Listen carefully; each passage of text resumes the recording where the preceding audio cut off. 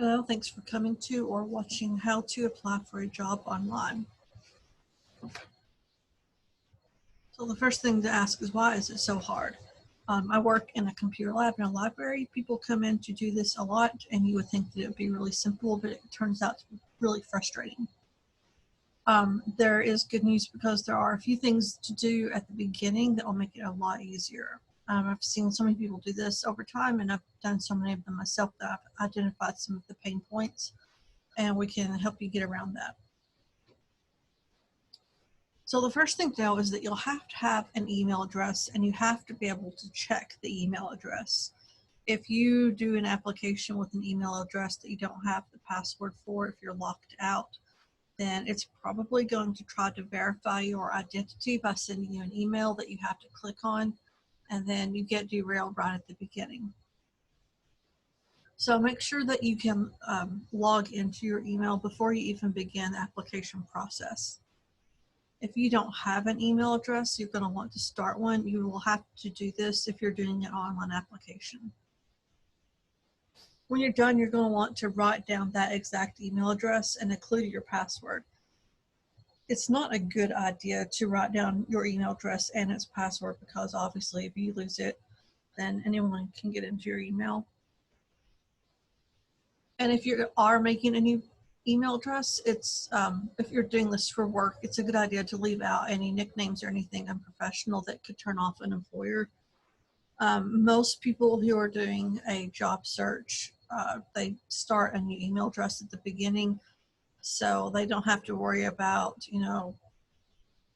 someone having to email hotdaddy@gmail or whatever. It's better to have something professional. And again, you're going to want to try to log into that email address at the beginning, because if you start the application process and then you can't get into your email, you have to stop everything and then figure out what your email password is. Sometimes people get to this point and they realize they have changed their password and they can't remember what they changed it to. So that's a good starting point right there. Just log into your email before you do anything else. So this is about that verification email, which I already mentioned. But usually when you start a new account, they send an email to the email address that you provide with a link, and you click on that link, and then they know that you are who you say you are. And if you are locked out of your password, if you have a cell phone, check it. You may be logged in on your cell phone. So if they send you a verification email, if you can get it on your phone, you can tap the link there. Creating an account is a little bit tricky. Sometimes people see this as just sort of a hurdle that they have to get through, and they don't write down their username. They don't remember which email address they use. They don't write down their password, and that is a big problem. It is a very good idea to keep track of all of your accounts.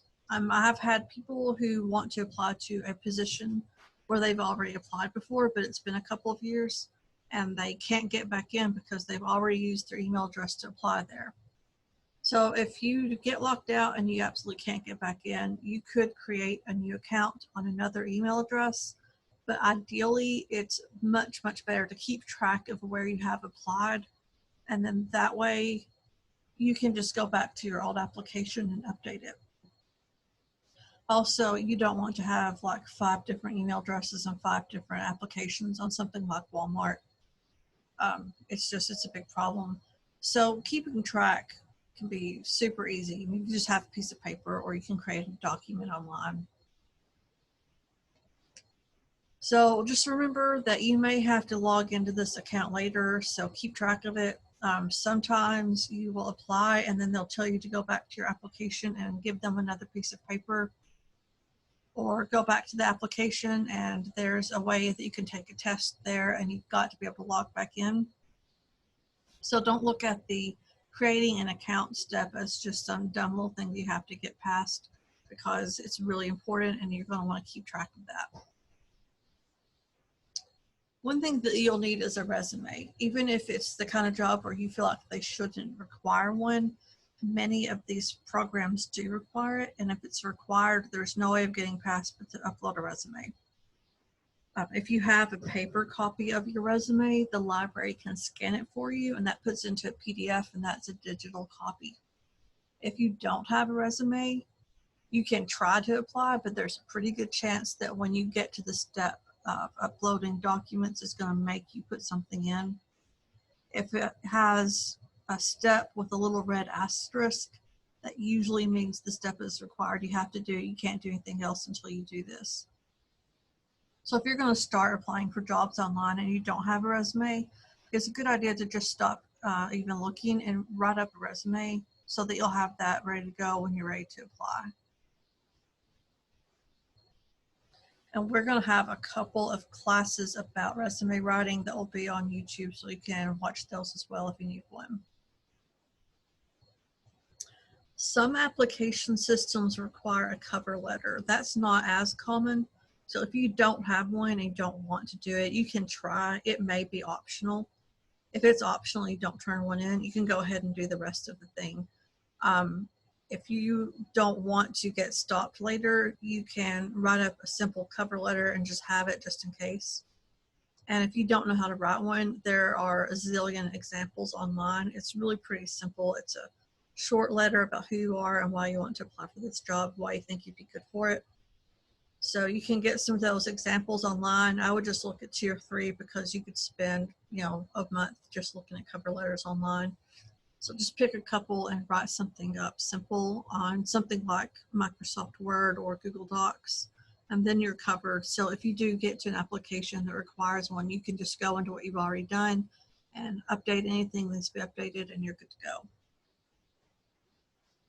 So when you get to the point where it wants your resume, you have to upload, and sometimes that sounds a little scary because it's not something that you do every day, but there's a pretty good chance you've already done it.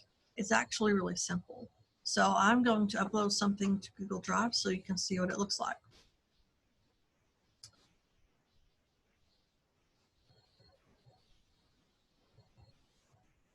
So somewhere where it wants a resume, it will have a place where you can browse for your file. So you'll need to know where yours is saved. It may be on a flash drive. If it is, that's usually over here on the side under local disk. It will usually say like drive E or drive F. It may be somewhere online. You may need to download it. You could put it on the desktop, and then you can put it up on the upload it that way. It may be in documents. This is a Windows computer. If you have a Mac, it will look a little bit differently. If you're trying to do this from a tablet, your files may be on there in a different way, but the step here is just to find where on the device you're using the file that you want is. And I'm just going to grab this from my desktop. The first thing you'll do is you'll click open. And then usually there's something that tells you that it's done. Sometimes there will be a place to put it in, then underneath it will say that it's finished, it's submitted. And then sometimes there's a place on the page where you have to click the word submit, and that finishes the process. So if you upload and nothing happens, look for a button that says submit or next, and that will usually get you to the next page. So that's all uploading is. It's like the opposite of download. All you have to do, the only really tricky part is knowing where your document is saved. So if you're on your own computer, you might want to look for that before you even get started. If you're on a flash drive, then that should be pretty easy to find. If you have it on something like Google Drive, you may want to download it onto the computer that you're using at the beginning. So that brings us up to actually filling out the application. Different programs do this in different orders, so this may come before uploading or after it. Most of these ask for the same information, so if you have that information ready to go before you start, this part's really easy. You'll want your old job titles and the dates that you worked there. If you can't remember the exact date, try to get as close as you can. If you know that you started in the spring, then, say April 1st or something like that. Get as close as you can. And you're going to want an address for the business and a phone number. You'll want some detail about what you did at those jobs, probably something pretty short. And it's a good idea to have your graduation dates. And if you don't know the day, then at least you can guess probably May, and the year that you graduated. And if you have any certifications, you should get the title of those certifications, any information about that. One example is if you are CPR certified, that is a good thing to put in on your applications. Filling out an online application can have several steps, and it can take up to an hour.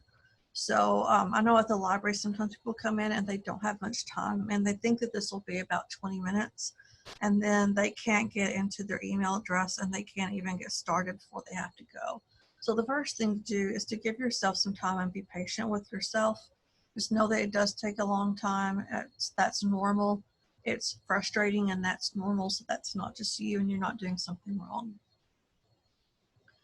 So I have a checklist, the stuff that we talked about. If you do these things, when you actually get to the online application, it's going to be a lot easier. So the first thing is, and I already said this like 3 or 4 times, but log into your email before you begin the application. Just do that before you even start to create an account. Try to keep track of your accounts. If you come back to, say, a restaurant that you have already applied to, if you have that account information, when you come back, all you have to do is log into your old account, and some of these steps are already done. A lot of corporations have one website where everyone applies, so something like Walmart, and I'm not trying to pick on Walmart, but every Walmart job is on this one application, on this one website. So I've had people I've helped who have had a Walmart application and they've applied to several jobs. And when a new one comes up, they just log back into their account because they have their password, and they just click on the new job that they want to apply to. And then you make any updates you need to make to your resume or your contact information. You have to be careful to make sure that they've got your up-to-date email and phone number, because hopefully they're going to want to contact you. If you have that account information, then going forward, this could be a lot easier. So get a notebook, or you can create an online document or spreadsheet where you keep up with all of this online. And you're going to want to get that resume and cover letter ready at the beginning, or just write a new one. And again, with a cover letter, it may be optional. You may not have to do that, but most of these require a resume. And it can be a really simple resume, all of your contact information, your past jobs, your education, any skill sets that you think are relevant, any certifications that you have is good for that. And again, we have a writing a resume class that we're going to put on YouTube. So if you feel like you want to do that before you get started on applications, then you can watch that class first if you want to. It is better to do this because some of these applications will time out. So if you start the application and then you get to resume and you have to stop and write a resume, it may time you out and kick you out of the system before you can get back and upload your resume. So just do that at the beginning. If you do these 3 things, it's going to make the application process so much easier. Okay, so that is really simple, but honestly, it will help. It'll make the process easier. And remember, again, it can take some time. So if you're trying to squeeze this in between 2 other things, that may not work. This is how to contact me. If you have any questions about this class or any suggestions, anything that you've seen in the job process that you thought was really tricky, I might be able to help you, and then I can add it to the class for the future. So there is my work email address, and I check that all the time. And my Gmail address, I don't check that as often, but you can use that if you prefer it. And I've got my phone extension here, 140. And these are for surveys. The first one is a really short survey about just how the class went. And if you take this on or before August 1st, 2020, then if you take the survey, that could be really helpful for me. And the second one is to win a resume review. And we're going to have a professional resume reviewer here in Paducah to check a couple of our resumes. If you do this on or before August 1st, 2020, you can do this. It's a really short survey. You put in your name, your phone number, your email address, and what age group you fall into, because we have more than one drawing.